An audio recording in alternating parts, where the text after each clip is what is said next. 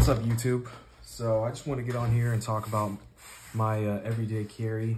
This is the Glock 43X, and I just want to go, give y'all a little tour on how I have it set up and how it works for me. So,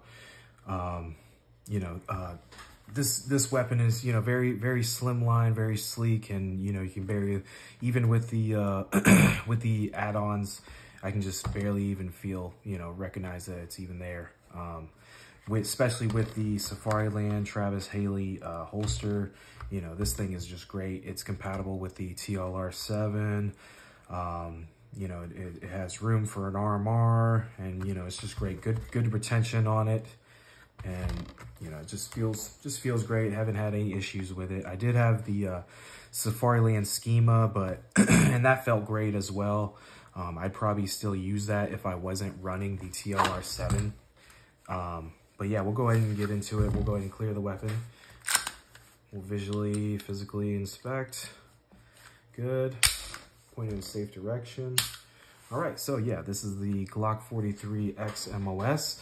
I had it stock, and I wanted to, add an RMR. So I went with Trijicon RMRcc concealed carry, just because they're, great name, great brands. They're just rugged.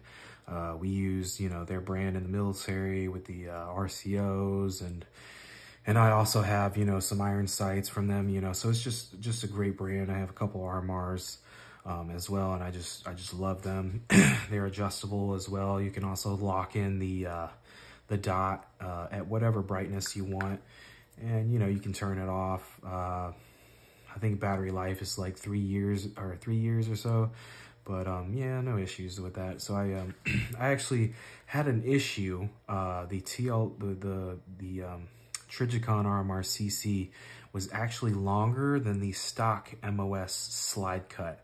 So when I got this stock, I tried to put the Trijicon RMRcc on, and it would not fit without mounting plates. And the mounting plates just increased the height of the optic, and it just looked funky. It just was too tall, and I just didn't like it. I just wanted to, bring that optic down a little bit more to the iron sights, just to like a natural eye level, just kind of aesthetic is also.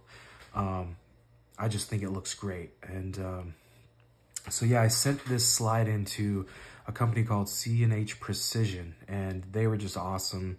I mailed it to them. They called me just to confirm what I wanted and exactly how they were going to do it. And, black nitride. And, they mailed it back to me in like less than 4 weeks. It was awesome. So once I got that, I went ahead and mounted my optic. I torqued down the hex screws at like 18 foot-pounds. I think that's recommended. And then I added some torque seal as well to be some witnessing marks in case I have, some screws backing out during the recoil of the weapon. So I haven't had any issues with that, so that's good. And yeah, the RMRcc already has like a pretty small window.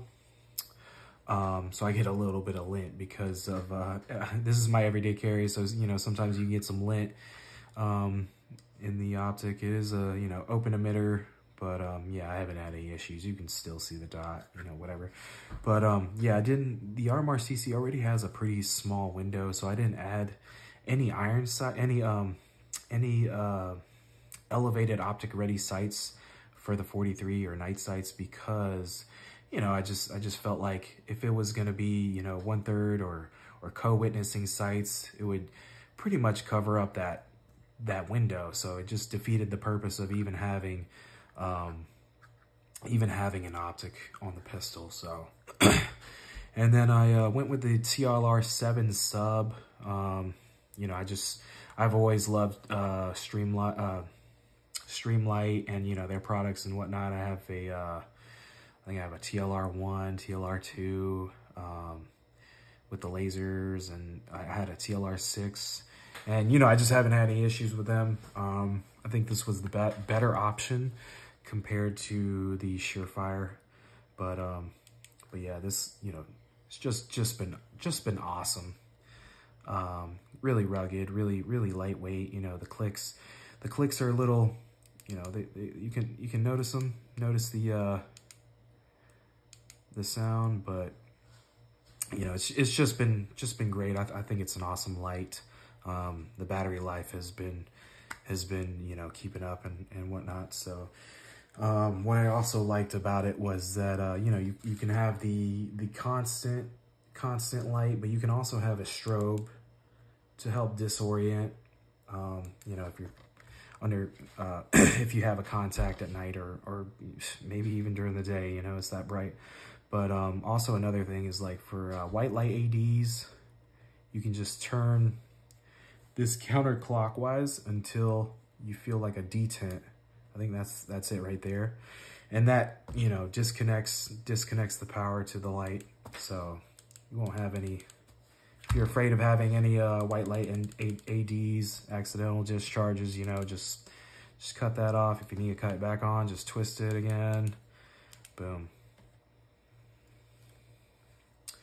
Yeah, and then for the slide release, you know, under duress and whatnot and sweaty hands, I just didn't want to miss that slide release. So I went ahead and put an extended slide release on there just to make sure that, you know, I really send that slide home and get that next round in the chamber.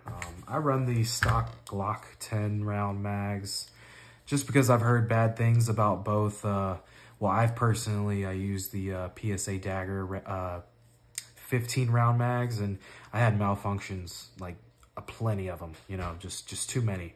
So I was just like, you know, I'm not gonna, you know, put my life on the line just for 15 rounds, you know. So I went ahead and kept the stock Glock mags, and haven't had any issues at all. And as far as accuracy with this thing, man, you know, from 5 yards to 15 yards to even 25 yards, you know, it's just, this thing, I just love it. It is just really accurate.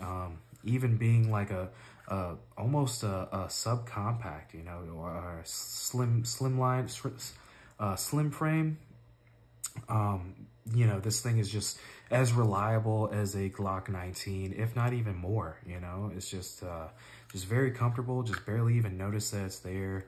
And yeah, this is my, for sure, you know, my everyday carry, and I entrust this thing, you know, everywhere I go. So yeah, this is it. So, you know, just let me know what you think, and comment down below. Thank you.